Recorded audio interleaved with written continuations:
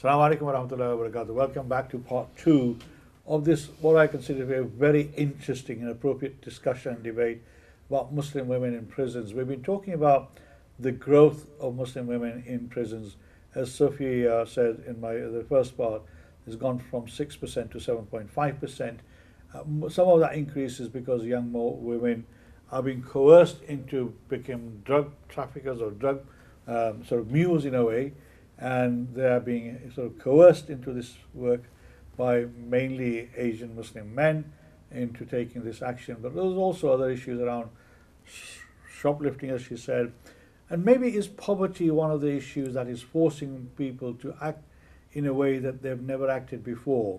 Is that one of the factors, Sophia, that you may have come across? Yes, I think people the are current crisis, economic crisis. Yeah, I think people are in survival mode at the moment, and people are doing, unfortunately, anything they have to do. So I know there was quite a tragic scenario that I heard from one of the London MPs. We were down in Parliament talking about the disadvantages impacting black, Asian, minority ethnic women, and she said one of the highest offences committed in her ward was mothers who were shoplifting baby milk. Oh my God, yes. And Calpol. So that was really unfortunate. So just because of the sheer poverty and them not being able to afford it, that's what they were doing to ensure that their child was fed or that they had.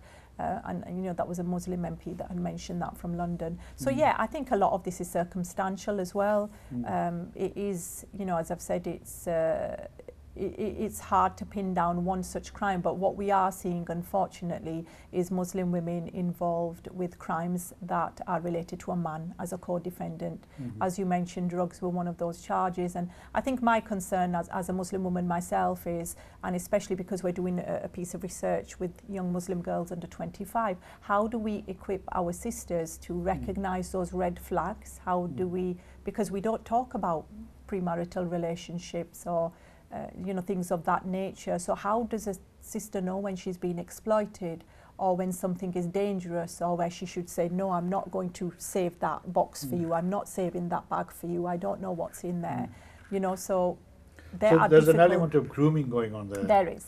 So the young men are grooming young girls unfortunately, into carrying out these criminal activities. Yeah, and I think we as a community in the past might have hidden behind the fact that, sometimes the narrative of Muslim men and coercion of young white girls, unfortunately, our film and our research is showing that's happening intra to the community as well, where Muslim men may be also grooming Muslim girls, and not grooming in a sexual sense, but grooming in terms of availing their support for activities which are illegal.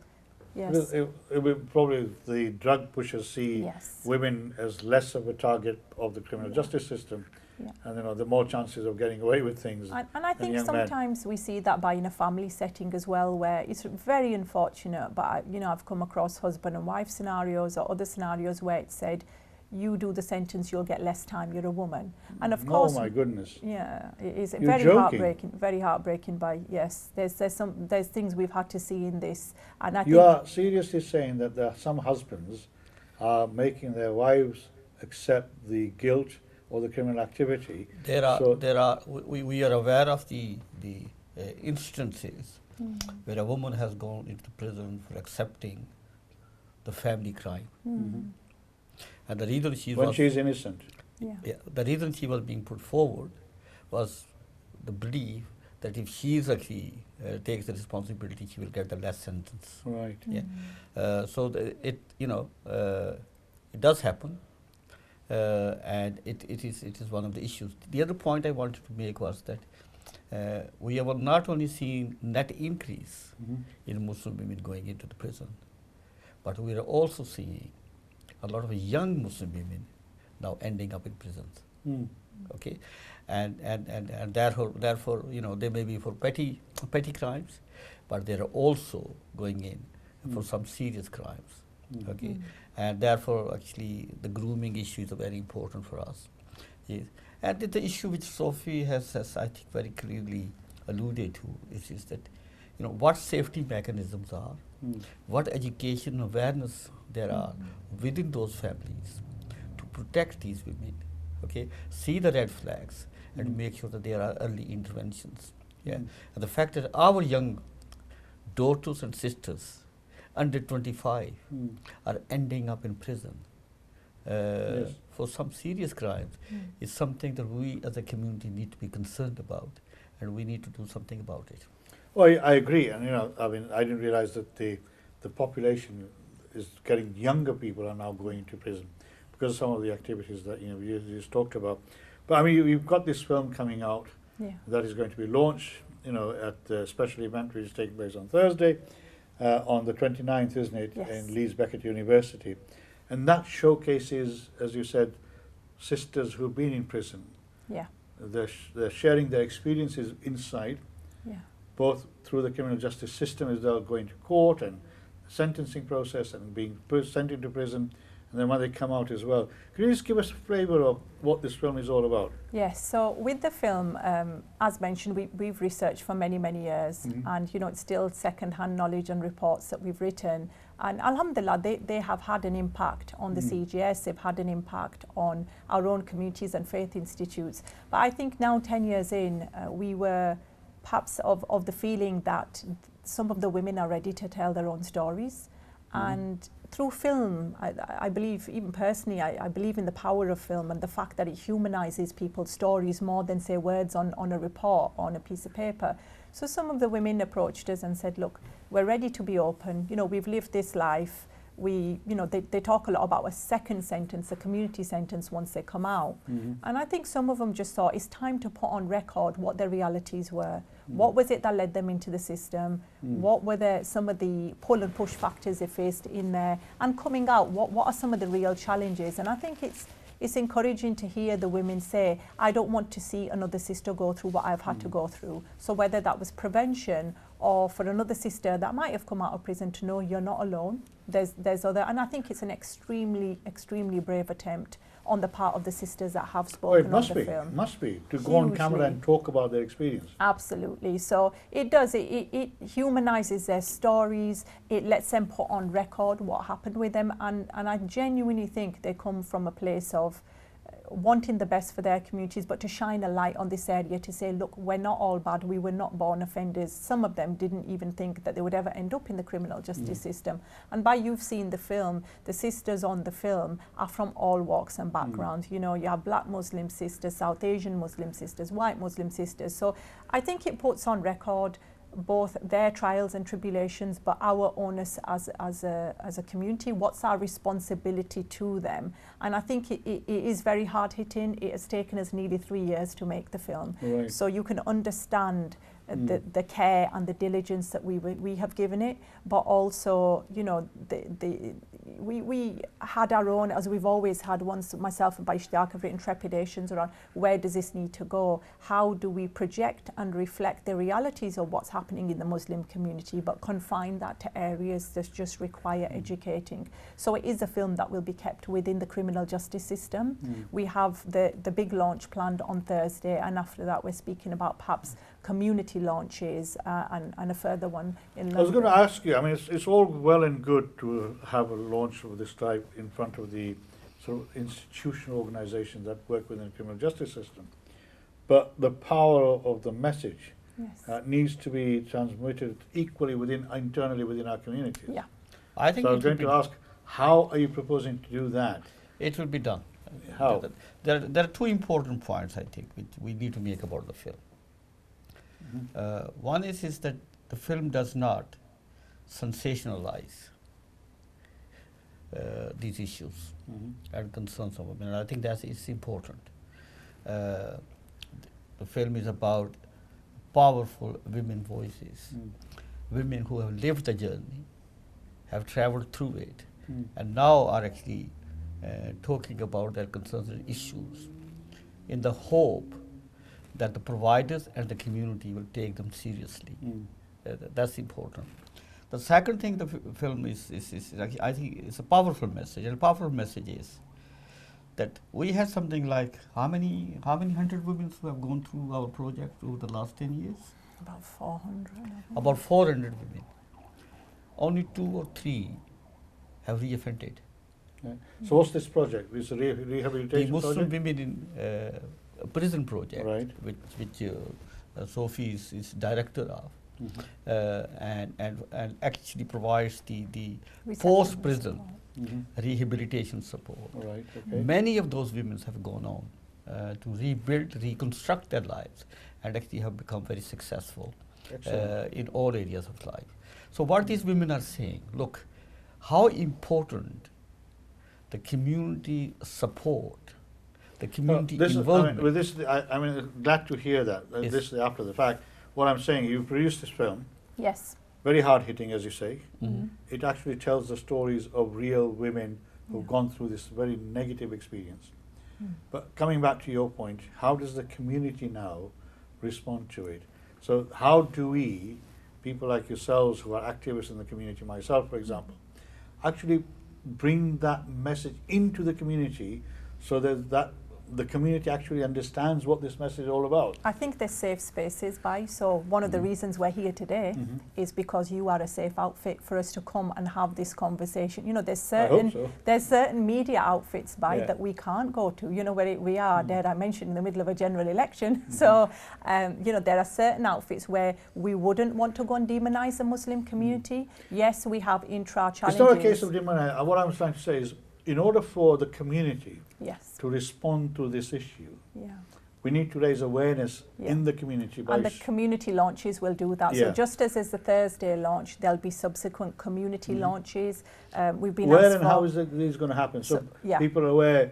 Of course, yeah. You know, So we, as you're aware, we have a very active social media accounts. The Khidmat Centre has its open account, and we have our Muslim Women in Prison accounts on Twitter, and we're contactable as well. So we have the community launches that we announce out. So Bradford has been cited for a place for a community launch, although Thursday's launch is in Leeds, and also London has also. So we have people like Muslim Charities Forum, for example, who are attending the launch, who head up, who are an umbrella organisation for the major charities, and have said, look, again, this is an important issue. There are stakeholders who would like to know about this. How do we then safely bring that film to the fore and raise that within London, within the Midlands, within here? So again, it's we're treading a tightrope, and we're being extremely sensitive. As Bai said, we don't sensationalise any of the aspects, but we are being very sensitive to ensure that there is community education and CGS education, but not fall into the wrong hands either. And again, that's something we always work out as we're travelling along the journey on what is our wider duty of care to the Muslim community as well. You mentioned the criminal justice system, the CJS, right? Now that is the police, the CPS, with the Crown Prosecution Service, Yeah, and then there's the judiciary, which is the magistrates and judges, yeah. right? Are we doing any proactive work with these three institutions to raise awareness of some of the maybe institutional Yes. faults within the system, which leads to this discriminatory sentencing? So of course we have, as we've gone along, and inshallah you'll be at the launch on Thursday as well. So the Deputy Mayor, Police Crime Commissioner will Alison. Alison will She's be been doing on my program a few times. she'll be doing a response, so she will be there on the day. She has been given the film in advance and the information, so she will be doing a response on the day to the film and the research, and the nuances that we talk about in terms of Muslim women, the cultural challenges, the community challenges, what their faith means to them. I mean, Alison is a good friend of mine. I've known Alison for nearly 40 years, and obviously she's a politician. Yes. There's no doubt about it. And her response will be a very political response. Yeah. But are they providing any resources to you to try and sort of do some of the work that you're doing? There's Because no without any resources, there's makes no it- resources as such, and I've been very honest to say, this has been led by the Muslim. I think the strength of the model is that it's been led by the Muslim community. I'll be very honest and say that. In that sense, I don't think your agenda and the way that we have moved this project forward has been non-political, and it hasn't been steered by anybody but the Muslim community. And I take a lot of encouragement from that, from the fact that actually we've led it in the way that we wanted it, rather than it being sensationalized or taken off track. So that has been a consolation to us. In terms of who else will be attending, we've invited a number of judges. There is the Deputy Chief Constables also attending. So there's a number of actors throughout the CGS. Also we have Ministry of Justice policy officials and HMPPS officials attending. So anybody that works throughout that system that requires the awareness. And of course post that we are fully aware and have had conversations that we may then have to walk deeper into the system and walk through those individual doors to challenge and say, have you seen this? This is what is happening with the women, and deliver individual training sessions. Again, as I've said, that has largely been led by the Muslim community, and the push and the narrative has come from us. That is really nice to hear that the Muslim community is sort of leading it. Obviously, it doesn't come cheap. No. So who is sort of providing you with the financial support, etc., to carry out this work? So far, Muslim charities, Right. Muslim charities like Muslim Hands, they have supported our project. Islamic Relief has actually now come in Right. into the equation as well. Then there have been other non-Muslim charities as well, like Lloyds Bank Foundation Right. and Barrow Cadbury. And this particular piece by Caesar, who are based at Leeds Beckett University. So Leeds Beckett University, an academic institution themselves, looked at our work and said, we don't recognise any of this that you're saying about Muslim women, shame, relocation. This has never featured in academia. It took them aback, and they said, we'd like to research with you. And I think myself and Bayishtiyaq were a bit difficult in the beginning to say, well, we've always researched as a Muslim community, why should we? We don't need voyeurism, and we don't need anybody to tell us as a Muslim community the challenges that we face. So we put them on ice a little bit, didn't we? Maybe we were a little bit mean, but we put them on ice, but because we wanted to really gauge what their intentions was, and found that Leeds Beckett and Sheffield Hallam universities were actually quite genuine and sincere.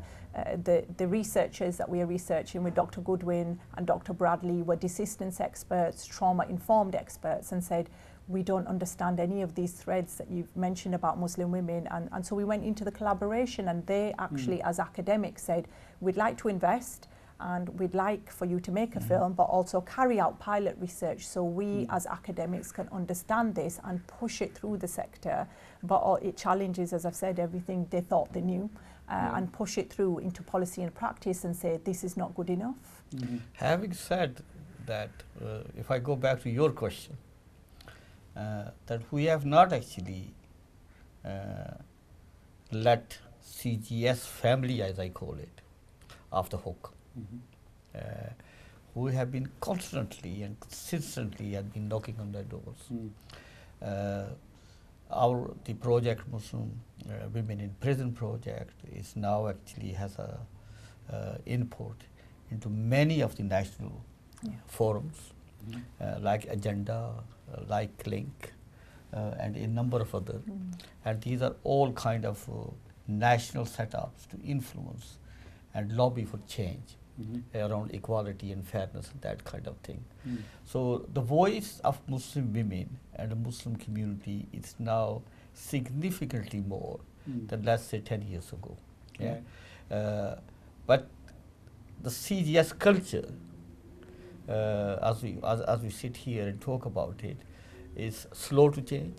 Oh, it's very slow. It's difficult to change. Yes. And we still have, I think, a big challenge on our hands in terms of pushing into bigger institutions to take the ownership. I always say that there's no reason why projects like this should not be funded from the mainstream CGS resources. They have millions and billions they sit on. I mean, but one of the areas it doesn't come to us. I've been working with, CGS over the years is restorative justice. Yes. I don't know, I mean, it's taken quite a long time for the institutions to actually embed restorative justice. Restorative justice, for people who are not aware of, it particularly works in sort of low-level crimes where somebody has committed a criminal act, but it's not sort of worthy of going through the whole court process system.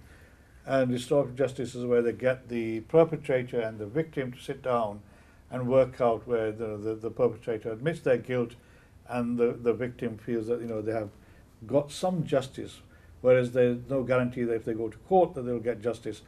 And the information at the moment that's coming out is that most victims are more satisfied from restorative justice in the case of low-level crime. And I know I've been working on that for a number of years in my other hat that I wear. But I mean, okay, we're coming to the end of the program. We talked about the community and wanting to do some work within the community, which is fundamental. Now, what sort of actions that do you feel that local community organizations need to take in order to address some of these very complex issues? Very quickly. Yeah. I think we need to provide safe spaces Mm-hmm. for these women to come back into the community. Right. Okay, and I think that is very important. I think as a community, and particularly I look at the business community, that many of these women were unable to go back to their family, Mm-hmm. want to develop their independent incomes. Many of our businesses can come forward and come with training and employment opportunities. Mhm. I think we need to do that. Right. I think ulamas need to engage Mm. and actually begin to have open conversations within their own networks Mm. about this issue, particularly the Muslim criminality issue, which is on increase Mhm. within our bars. So there's education and awareness work, yeah. But also, I think the Muslim community needs to come forward, okay, in their respective area, to support Mm. projects like Muslim Women in Prison. Mhm. We are Bradford based. Mm. We are within Yorkshire. The problem is much bigger. Oh yes, It's throughout national, the countries, throughout the nationally. country, yeah. And I would like to see the Mhm. work that we have initiated in Bradford expand nationally. Mhm. And I think the Muslim community, mosques, business communities, social actors have a very important role to Mm. make sure that this thinking, this way of delivery actually pushed forward and expanded. Excellent, and I think I totally agree with you, Sophia. Thank you very much for coming. Thank Thanks for you very sharing much. your thoughts. And we look forward to the film itself. Hopefully, we'll be able to show the clips Yes. when we do this program. Inshallah. Ishtiaq, as usual, phenomenal in his analysis and his thoughts and his recommendations. I think the last 4 or 5 points that Ishtiaq made about the community, the ulama, the businesses are fundamental points and absolutely vital for us to come together as a community, gel together and work together to try and overcome some of these challenges that Muslim women in prison or Muslim women find themselves in the CJS system need to be addressed. I hope you have enjoyed the program. Inshallah, I'll see you soon. Take care. Assalamu alaikum wa rahmatullahi wa barakatuh. Make dua for me, Ishtiaq, Sophia and everybody else, particularly our brothers and sisters in Palestine. Assalamu alaikum wa rahmatullah.